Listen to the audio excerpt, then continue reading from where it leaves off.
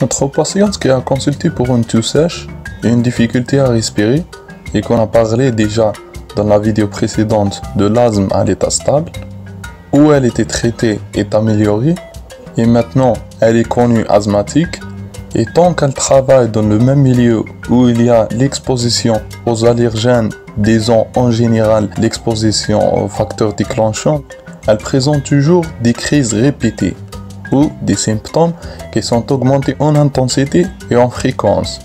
Donc elle devient de plus en plus rapprochée de nos temps. Et c'est ça la définition d'une exacerbation de l'asthme, qui est l'augmentation progressive des symptômes sans retour à leur normal, qui sont dus à l'obstruction bronchique, qui ont comme conséquence la diminution progressive de la fonction respiratoire. La patiente cette fois a consulté pour une toux sèche, une difficulté à respirer et des sifflements bruyants. Son médecin, lui examinant, trouvant une difficulté à expirer à l'inspection et des râles sibilants à l'auscultation.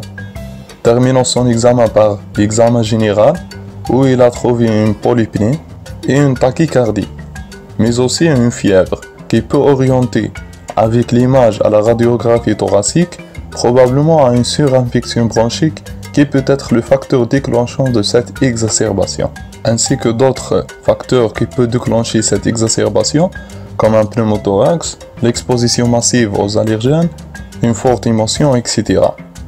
Et parallèlement à la recherche de facteurs déclenchants, on fait évaluer le degré de sévérité de l'exacerbation, et ça en se basant sur les différents signes cliniques et les résultats de certaines explorations, comme la gazométrie. Selon les résultats que présente notre patiente, elle est classée modérée, donc exacerbation modérée. Et donc, sa prise en charge sera l'association de bronchodilatateurs de courte durée d'action, bêta-2 mimétique en mobilisation, avec les corticoïdes orales, prednisolone comme exemple, sans oublier oxygénothérapie pour avoir des chiffres corrects de saturation.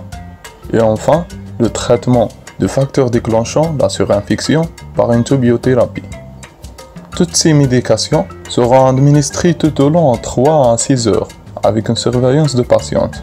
Pour conclure, si l'état est amélioré, donc elle va revenir vers la maison avec un traitement à base de bronchodilatateurs de courte durée d'action avec un corticostéroïde inhalé, sans oublier l'éducation. Mais si la réponse était mauvaise, donc la crise sera dite sévère et le traitement va baser sur les bronchodilatateurs de courte durée d'action et les corticoïdes, les deux en intraveineuse, associés à anticholinergiques et oxygénation bien sûr. Enfin, pour avoir le but de prise en charge qui est le contrôle de l'asthme, il faut traiter et éviter tout facteur déclenchant, ainsi qu'éduquer notre patient sur le traitement de fond. Terminons tout ça et allons vers l'essentiel de ce cours. Donc l'exacerbation d'asthme, c'est un accès aigu de la maladie asthmatique où elle doit être considérée comme urgence quelle que soit sa sévérité. La prise en charge est symptomatique plus étiologique, mais si cette prise en charge est incorrecte, ces épisodes d'exacerbation seront répétés.